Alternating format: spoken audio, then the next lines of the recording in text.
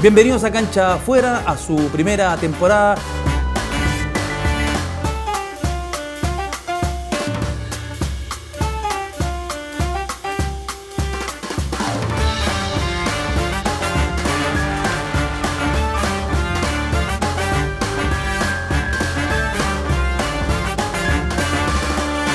Bienvenidos a otra edición de Cancha Afuera desde el bar Liguria, aquí en el bar La Tarde, en el centro de Santiago, junto al periodista Eduardo Santa Cruz, académico, profesor de la Escuela de Periodismo de la Universidad de Chile y ante todo magallánico, sí. Hincha de Magallanes, el primer tricampeón del fútbol chileno, el primer campeón del profesionalismo y además, Eduardo, imposible no ser de Magallanes con padre y madre magallánica.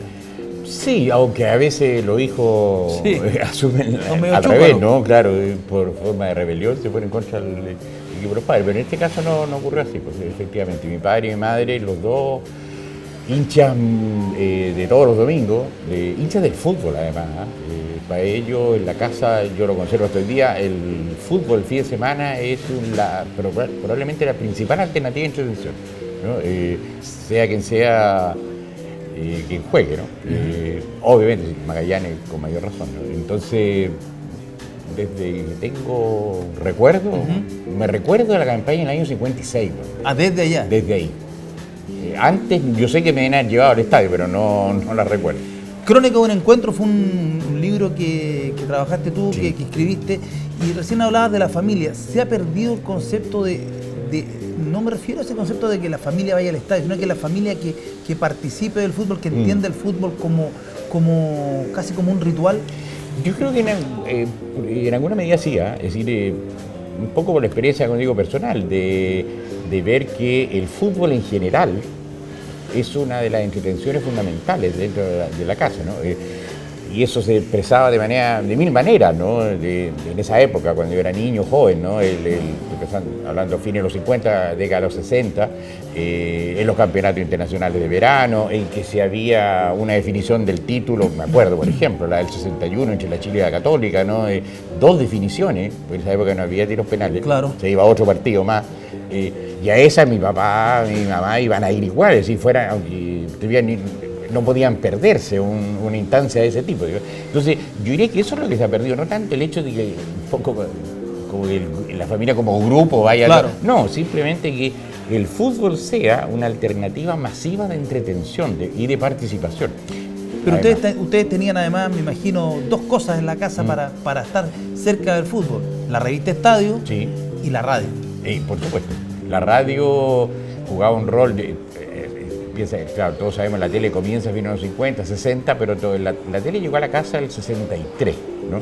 Pero la tele tenía una oferta que va creciendo de a poco, claro. La oferta de información deportiva. De hecho, TVN, ¿no? Y de transmisión recién 69. Es del 69, claro. En cambio, la radio no, la radio era lo central, recuerdo perfectamente, en mi casa, mi padre y mi madre, Julio Martínez, Radio Agricultura, todos los días a las 8 de la noche.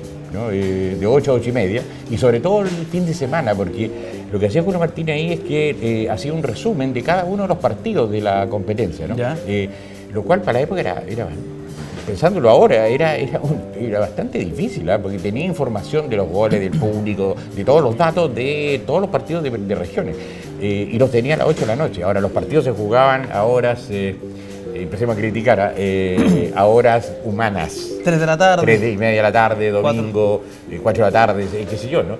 Entonces la radio jugaba un rol central. Y la revista Estadio, claro, la revista Estadio es la que traía a mi papá a la casa, ¿no? Me acuerdo perfectamente, salía los días viernes, es decir, la primera etapa, claro. El viernes tenía información de lo que había pasado el domingo anterior y todo el mundo lo compraba. La revista Estadio vendía más de 100.000 ejemplares. En una época en que en Santiago había 3 millones de habitantes, 2 millones y tantos, ¿ya? Es decir, una cantidad enorme de ejemplares en proporción. Entonces, claro, esos eran elementos informativos fundamentales. La televisión empieza a informar bien, yo diría que avanzado los años 60. Es decir, y sobre todo cuando se constituye TVN, que constituye la famosa área deportiva, claro. Con Livington Carcuro, digamos, ¿no? Pero antes era la radio. La radio uno la llevaba al estadio y nadie te la quitaba ni te quitaban las pilas como pasa hoy día, digamos, ¿no? Ahora, en los estadios podía pasar algo que la juventud hoy día le cuesta creer, a creer que uno está contando un cuento. Que alguien le dijera, señor, ¿puede bajar la radio, por favor, que está molestando con la bulla? Sí. Y eso podía pasar en un estadio nacional con 40.000 personas, ¿no? Porque buena parte del partido se veía en silencio. De esos años y del Mundial del 62 que Eduardo Santa Cruz lo vivió como hincha, como un joven hincha del fútbol, vamos a seguir hablando en Cancha Afuera en el próximo segmento.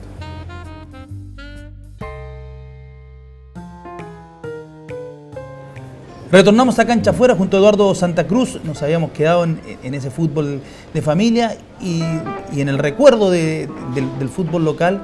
Y en ese fútbol, tú como un historiador del fútbol nuestro, el Mundial del 62, Eduardo, me parece que es, a no dudarlo, el mayor hito en nuestra historia por lo que significó, y de pronto se mira con cierta nostalgia, pero no con la dimensión de lo que significó para el país, por ejemplo, con el terremoto del año 60 en el medio.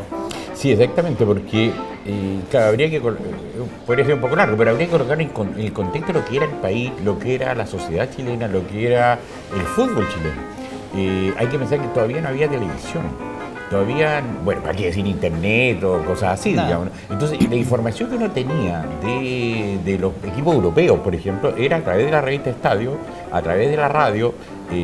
Recuerdo perfectamente la final del 58 en Suecia, la transmitieron, reprodujeron acá la radio, la transmisión brasileña, en un domingo en la mañana, como a las 9 de la mañana, ¿no? Entonces escuchaba un portugués de partido. Entonces, que te vinieran equipos europeos a jugar era algo que no habías visto nunca, ¿no? Y que era realmente... Ahora, la preparación de la selección significó que varios equipos vinieron antes, ¿no? Hungría, que fue el último. Vino Hungría, que se le ganó 5-1, vino Alemania, el 61 se le ganó 3-1.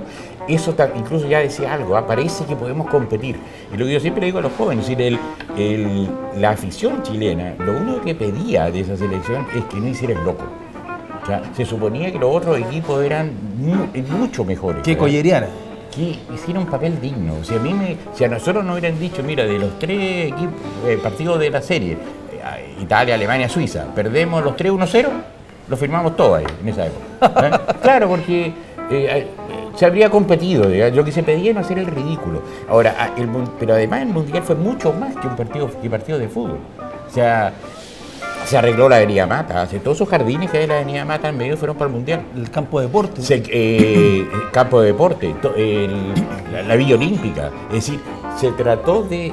fue lo que... Yo se lo aprendí a un académico brasilero que vino hace un par de años allá en la facultad y que, hablando de los mundiales en Brasil, dijo, es el mundial de ustedes, es el mundial de Chile, es decir, de la sociedad chilena, es el mundial que involucró a todas las partes de la sociedad, a todo el pueblo, es el mundial de ustedes.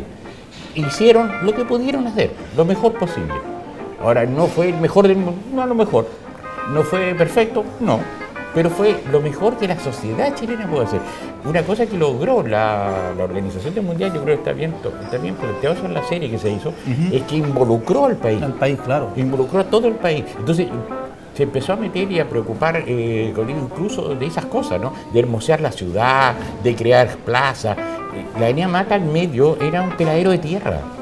La alameda desde la Moneda hacia la estación central al medio era un peladero de tierra y 2 calzadas por lado, ¿no? Eso era todo, porque al medio andaban los tranvías y cuando se habían acabado los tranvías, quedó la tierra nomás.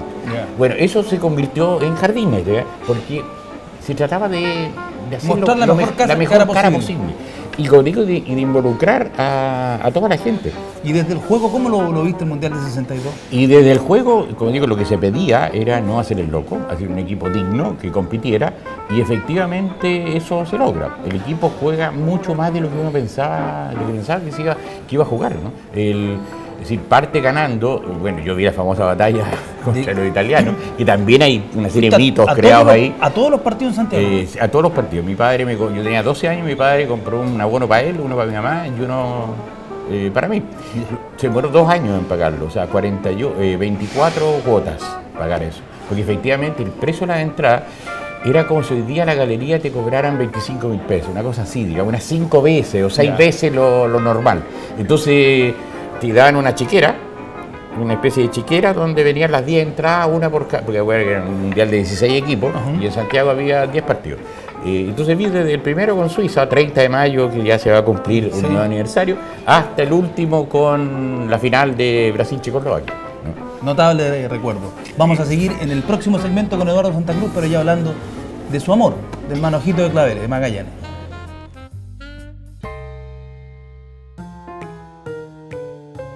Volvemos a Liguria de las Tardes, en el centro de Santiago. Eduardo Santa Cruz, ¿qué es Magallanes? ¿Qué significa Magallanes? ¿Por qué es tan importante Magallanes para el fútbol chileno? Yo no sé si es tan importante. Yo creo que es muy importante. Yo creo que es importante, o sea, depende de la concepción que uno tenga del fútbol. O sea, bueno, yo no Magallanes me explico el fútbol chileno sin la bandita de Magallanes. El Magallanes es la historia, es la historia del fútbol chileno. Todo ha pasado, en la medida en que nació el año 97, 1897, es decir, equipo de 3 siglos, digamos, ¿no? Y claro, ha vivido, bien regular o mal, todas las circunstancias por las cuales ha pasado el fútbol chileno. Época amateur, de consolidación, santiaguina, de disputas con Valparaíso, de ir armando una organización, una estructura. Ahí Magallanes tiene 6 títulos, tiene un bicampeonato invicto en el año 2021, que es donde el equipo donde jugaba David Arellano, ¿no? Y después, bueno, el profesionalismo está entre los 6 equipos fundadores, junto a Colo-Colo, Auda es otro equipo muy importante, ¿no? Unión. Entonces, claro, le han pasado todas las cosas que le han pasado al fútbol chileno. Magallanes ganó una Copa Internacional el año 49, ¿no? En la Copa del Pacífico, que se jugaba entre equipos de Ecuador, Perú y Chile, ¿no? En un campeonato en marzo que se hacía 6 equipos todos contra todos, ¿no? Y claro, y también descendió al ascenso, después descendió a tercera, ha pasado por todas las circunstancias. De hecho, también incluso fue probablemente, no sé si fue exactamente el primero, pero Copiapó también, el primero en adoptar esta figura de entregar la gestión a una sociedad anónima, sí, que fue el año 99, 6 años antes de que existiera la ley. Claro. Bueno, es todo un caso eso, ¿no? Porque la entregó por 99 años. 99 años, sí. Es como el canal de Panamá, que fue parecido a la sesión.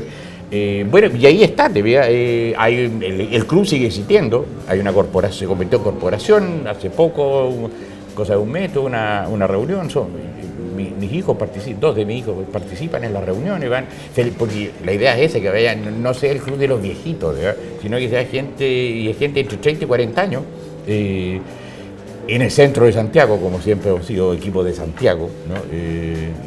Entonces, claro, Magallanes, la importancia que tiene, pienso yo que puede tener es que condensa las distintas facetas, por las distintas etapas por las cuales ha pasado el fútbol chileno, y de alguna manera también las que vendrán, ¿no? Es decir, porque van a venir más convulsiones. Y como hincha de Magallanes, ¿te pasa que te miren con extrañeza? Porque ocurre muchas veces a los que somos hinchas de equipos chicos, por ejemplo, yo soy hincha de Deportes Antofagasta, y me dicen, sí, pero además ¿pero qué equipo te gusta, de verdad? Porque no, me gusta Antofagasta. Y dicen, pero ¿cómo no te gustan uno de los 3 grandes? Y con la gente que le gustan los equipos chicos, como que tienen esa impresión, sí, que claro, es algo raro. Ahora, eso es que en Chile, eso tiene que ver porque en Chile en los últimos 20 o 30 años se impone un modelo de sociedad, modelo cultural, etcétera, marcado por un exitismo enfermizo y que no tiene ningún sentido por lo demás, ¿no? Que no tiene ni una base. Pero entonces, claro, se supone que el fútbol es solo eso, ¿no? Ahora, yo ni siquiera diría que son los tres equipos grandes, son los 3 equipos poderosos, que no es lo mismo. Son claro, poderosos económicamente. Es decir, y son poderosos económicamente porque tienen una estructura, el fútbol tiene una estructura que los favorece de manera muy directa desde la repartición de las utilidades. Pero claro, sí, entonces cualquiera, es como lo que pasó con Cobreloa cuando nace, digamos, ¿no? Que nace con un descuento forzoso a los trabajadores de Chucky. Entonces, ahora, ellos 3 solos, uno diría, bueno, que jueguen ellos, porque hagan un campeonato entre los 3, es decir, no puede ser. El fútbol chileno, como ocurre, tú lo sabes mejor que yo, ¿no? En todos los países desarrollados, en Europa y en otros lados, el fútbol es una estructura mucho más grande, ¿no? Que tiene que ver y que viene desde 4 o 5 divisiones de clubes que son representativos de locales de regiones, de ciudades, de provincias, y todo eso configura un fútbol, ¿no? Y es eso. Ahora, el fútbol chileno en el sentido, claro, que te digan, ¿cómo te gustaron? Mira, el General Velázquez acaba de cumplir 106 años. El General Velázquez parece que es ciudad segunda, está en segunda, ¿no? Sí. Por fin, ¿no? Bueno, no me cabe duda que la gente de San Vicente de Tacuatá puede hinchar General Velázquez, ¿qué tiene de malo? Digo, ¿no? Es la forma que tienen de expresarse culturalmente incluso. Entonces, ahora, Magallanes fue grande, ¿no? Fue con Colo-Colo, eran los 2, hasta los años 60, diría yo, hasta por ahí, ¿no? Los 2 clubes más poderosos, ¿no? Y lo que tiene, claro, es un proceso largo de decadencia, pero tiene 122 años. Bueno, en los próximos 100 años podrá volver a ser grande. Es decir, son procesos históricos muy largos, donde lo que ocurre hoy día no necesariamente es la pauta. O sea, ¿qué sabemos lo que va a pasar en 50 años más? No vamos a estar. ¿Cómo va a ser el fútbol? ¿Cómo va a ser el campeonato? No tenemos idea. Entonces, esas miradas son muy presentistas, muy inmediatistas. En el próximo segmento con Eduardo Santa Cruz vamos a ir a la cancha, a hablar de Magallanes, pero desde el juego.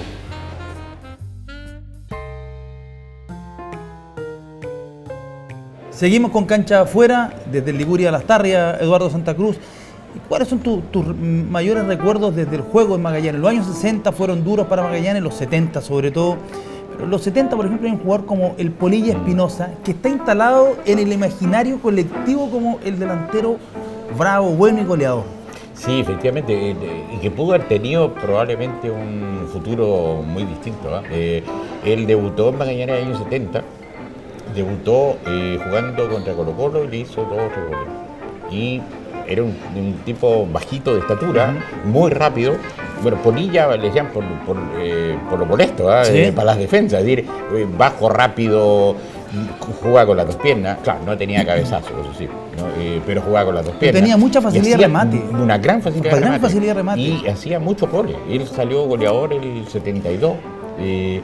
Y lamentablemente su carrera fue muy corta, no sé por qué, ¿no? Pero efectivamente se constituyó rápidamente en un jugador ídolo de hinchada, digamos, ¿no? O sea, porque es el que te salvaba partidos, ¿no? Y Magallanes además siempre sacó buenos jugadores. Por ejemplo, 2 que se me vienen a la mente: Mario Soto. Sí, por supuesto, Unión y Cobreloa. Y Guillermo Llávar. Alguna vez se decía que si Bielsa hubiera tenido que armar una selección, el primero que llamaba era el Yemo Llávar, porque jugaba de todo. Claro, él comenzó en la primera campaña de ascenso de Magallanes, en el año 61. Ahí debutó y después fue titular indiscutido, 62, 63, 64, 65. El 66 pasó a la U.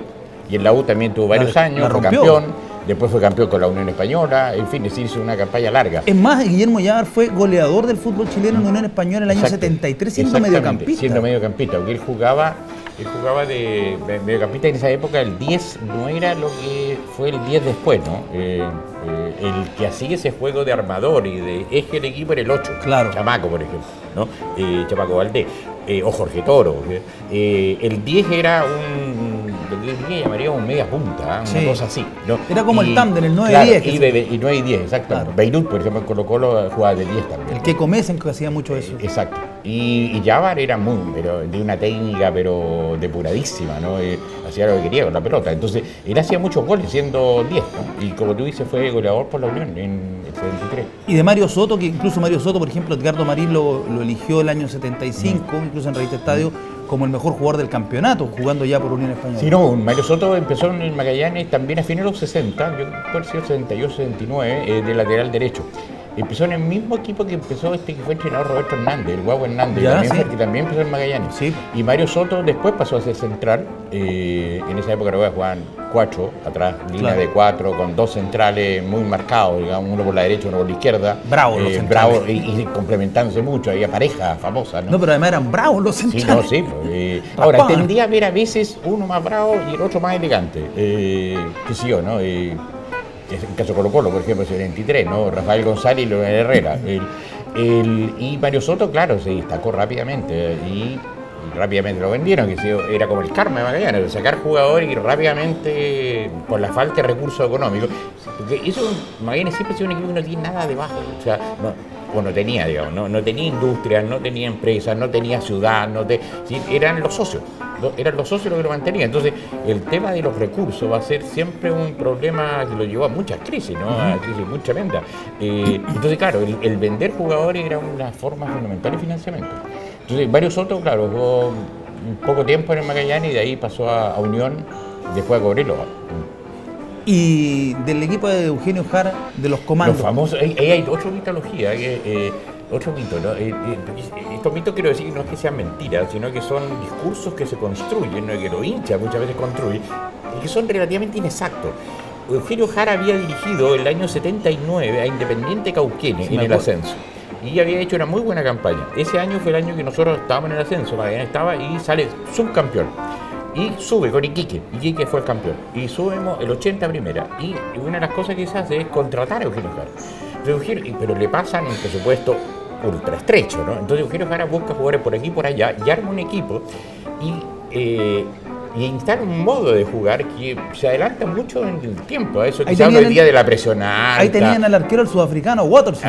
Watterson llegó el año siguiente, el 31. Ese año estaba Marcos Cornell, que estaba prestado de Palestino, porque teníamos jugadores prestados. Claro. Entonces Eugenio Jara lo entrevistan y le dicen, mira, ¿qué va a hacer en primera, ¿no? En este equipo? Y él dice, bueno, vamos a tratar de montar una forma de jugar que sorprenda a los rivales, ¿no? Dice, mis jugadores cuando pierden la pelota tienen que ser comandos para recuperarla y cuando la tenga tienen que ser artistas. Esa es la frase de Jara, pero quedó como esto de los comandos. Ahora, Jara tuvo en Magallanes su salió séptimo, buena campaña, 71 y el 72, que incluso llega a la liguilla. Que el 82, hacía, el 82, la liguilla que se hacía para clasificar al segundo a la Copa Libertadores, al subcampeón. Llega ahí, pero no en esa liguilla no le fue bien, y ahí lo contratan a Bali y se lo lleva. Claro. Sí, entonces, claro, pero para la imagen del Magallanes, incluso el Magallanes que juega Copa Libertadores, que sale subcampeón, son los comandos de Jara, ¿no? Y en realidad es una injusticia muy grande con otro entrenador, con que es Jorge Venegas. El Mosco Venegas. Pero el Mosco Venegas vamos a hablar, y de ese Magallanes que jugaba extraordinario, con el Chico Jauregui, con Lucho Venegas, el Milico Venegas, vamos a hablar en el próximo segmento de Cancha Afuera.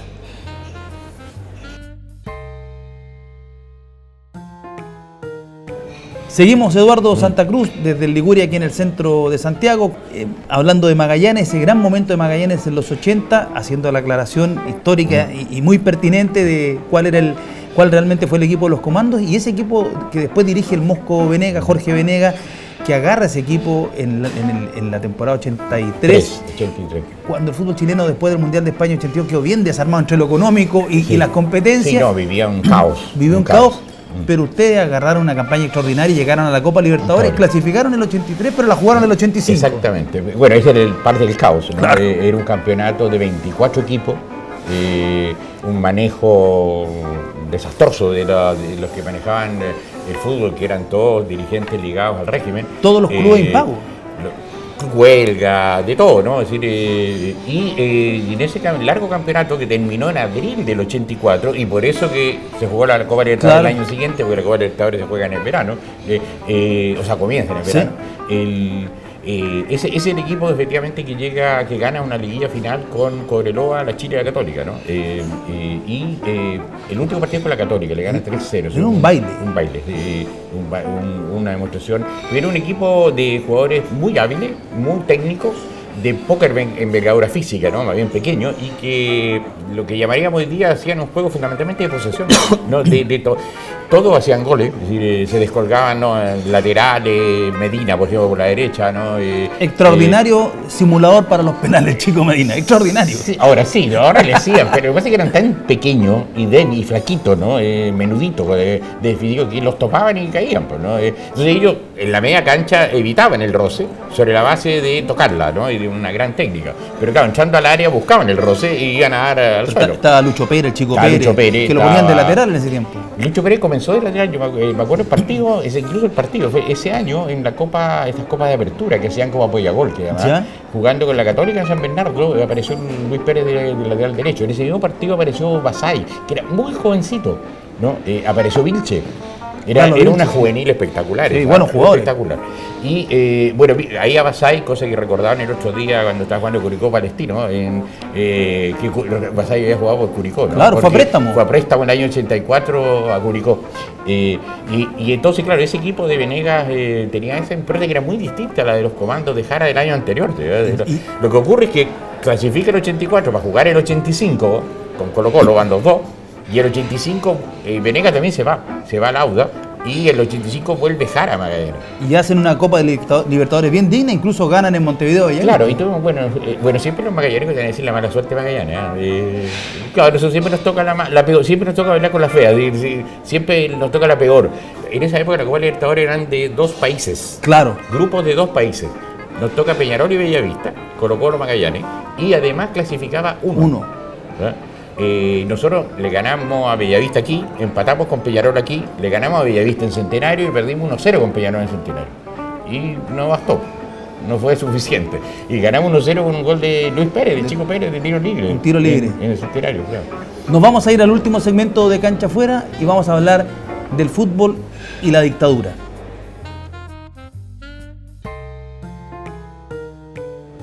Seguimos, Eduardo Santa Cruz, para este último segmento de Cancha Afuera. Tú como seguidor del fútbol, como hincha de la cancha, del estadio, seguidor de Magallanes, estudioso del fútbol, un historiador del fútbol, ¿cómo analiza el proceso que se vivió durante la dictadura en el fútbol chileno? Tengo una tesis, no alcanza a ser tesis, pero yo creo que todo el proceso de descomposición que comienza a vivir el fútbol chileno nace justamente, o se había incubado un poquito antes, pero se empieza a desarrollar durante la dictadura, y durante la dictadura tenemos de los hechos más delictuales y más deleznables en la historia de nuestro fútbol. El escándalo de los pasaportes Paysandú, soborno, arreglo de partido, la organización Orema para arreglar partidos de los árbitros, la Pollagol, y concluimos con el escándalo Maracaná justo el 3 de septiembre del 89, cuando ya pasó el plebiscito y viene la democracia, como un círculo que concluye ahí.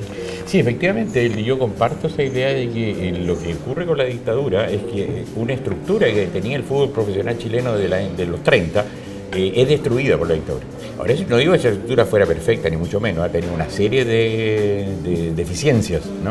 Y que implicaban una forma de organización, una forma de financiamiento de los clubes, una forma de estructura de los campeonatos, etcétera, ¿no? Había ahí una cosa de base que es el club social y deportivo, como estructura básica de la organización del fútbol. Yo creo que no es posible volver a ella, por ejemplo, ¿no? Volver a eso. Pero lo que hace la dictadura, a mi modo de decirlo muy breve, es lo mismo que hace con la educación, con la salud, con la previsión. Es decir, rompe y destruye el tejido social, la estructura social que sustentaba esa práctica social llamada fútbol profesional, ¿no? Como lo hizo con la educación. La diferencia, a mi modo de ver, ¿cuál es? Que bien regular o mal, nos guste o no, a mí no me gusta, pero la educación agarró y sacó un decreto y creó otro sistema que ha estado en jaque hasta ahora, ¿no? Muchos de sus elementos siguen plenamente vigentes. El segundo agarra la previsión, ¿no es cierto? Destruye lo que había y saca otro decreto, podría ser la dictadura, ¿no? Y crea otro sistema, que son las AFP. Y con la salud crea la ISAPRE, es decir, destruye lo que había sido la sociedad chilena, pero construye otro, ¿no? De acuerdo a sus parámetros y a su ideología. En rigor es fundacional. Por supuesto, la dictadura es absolutamente fundacional, o sea, crea un nuevo Chile, ¿no? Ahora, en el fútbol no lo hace, no logra hacerlo, solamente destruye. Entonces la imagen que tenemos los occidentes es el caos, ¿no? Porque está destruyéndose toda esa estructura, pero nos está... Hubo intento, o sea, la intervención de Colo-Colo por parte del Ministerio del Interior para crear lo que se llamó el fútbol empresa. El VHC, ¿te recuerdas? No, el VHC, sí, llegándoselo a un grupo económico, va en esa dirección, pero eso fracasó. Termina intervenido Colo-Colo por la central de fútbol. Sí, claro, es decir, porque el grupo VHC lo devuelve y más aún cobra toda la plata que había puesto en Colo-Colo, o sea, que le devuelvan la plata y se la tienen que devolver. Y esa es la famosa deuda histórica de Colo-Colo, etcétera. Entonces, al modo de ver lo que hace y lo que ocurre con la dictadura es eso. Y por otra parte, una intervención directa, pero absolutamente directa, tan directa que llega a ser difícil incluso de documentarla, ¿no? Piensa que es muy común en regiones, ¿no es cierto?, que los clubes deportivos tengan de dirigente al alcalde, al gobernador, qué sé yo. Bueno, toda esa estructura del Estado deja de ser elegida, los alcaldes, por ejemplo, y pasan a ser nombrados. Es decir, con el simple nombramiento del alcalde se hace de los clubes. Claro. Interviene Colo-Colo. Tiene el caso de la Universidad de Chile, ¿no?, que era el club deportivo de la universidad. Coloca dirigentes que eran de un grupo político llamado Avanzada Nacional, de extrema derecha, Rolando Molina, Ambrosio Rodríguez, ¿no? Ellos son los que crean la Corfuch, es decir, sacan al fútbol profesional de la universidad y deja de ser, esa es mi tesis hasta ahora, ¿no? Deja de ser de la Universidad de Chile, es decir, y crea clubes, Arica, Iquique, Cobreloa, Cobresal, Puerto Montt, Osorno, Valdivia, es decir, con esta idea de que usar el fútbol geopolíticamente, como decía Pinochet, ¿no?, de usarlo para ocupar el territorio, ¿no? Recordemos que son los años de posible guerra con Argentina. De darle una identidad con y vínculo con el resto del país. Claro, entonces hay toda una operación en muchos aspectos, ¿no? Bueno, crear la Pollagol, que es cierto, era una aspiración del fútbol de mucho tiempo antes, los pronósticos deportivos. Y esa es una enorme cantidad de plata al principio, ¿no es cierto? Que se maneja discrecionalmente. Como tú decías, hay un montón de escándalos. Te faltó uno, el de la Comisión Organizadora Mundial Juvenil del 85. 85, claro. Que no se pudo hacer por los fraudes, ¿no? Y ahí está Ambrosio Rodríguez, presidente. Una investigación del ministro Sergio Darlo. Claro. Y que la FIFA permitió hacerlo en el 87. Está el Panamericano en el 87 que se tuvo que entregar la sede porque no había... Es decir, todo el deporte nacional, ¿no? Esto que sufre, por así decirlo, es investido por la dictadura, que lo destruye, pero no construye un otro sistema, digamos. Entonces, no es raro que, claro, después, para mi modo de ver y mi opinión, la ley de sociedad anónima deportiva viene a ser a completar el trabajo de la dictadura, es decir, privatizar el fútbol. ¿Qué es lo que privatizarlo? ¿Qué es lo que la dictadura no había hecho? Entonces, no es raro que cuando se discute la ley de sociedad anónima deportiva, se usa de argumento para crear la sociedad anónima lo que pasó en los 80. Dice, todos los dirigentes ladrones, todo ineficiente, etcétera, etcétera, ¿no? No se ve hacia atrás, porque hacia atrás se habrían topado con dirigentes de la talla de Ditborg o de Pinto Durán o de Alvear o qué sé yo, con otros que no eran ni ladrones, ni ineficientes, etcétera, ¿no? Entonces se arma, lo que ocurre hoy día es que se viene a coronar, se puede decirlo, la ISAPRE que creó Pinochet en el fútbol se hicieron ahora, ¿no? Gracias, Eduardo Santa Cruz, gran conversa. Rick, gracias a ti.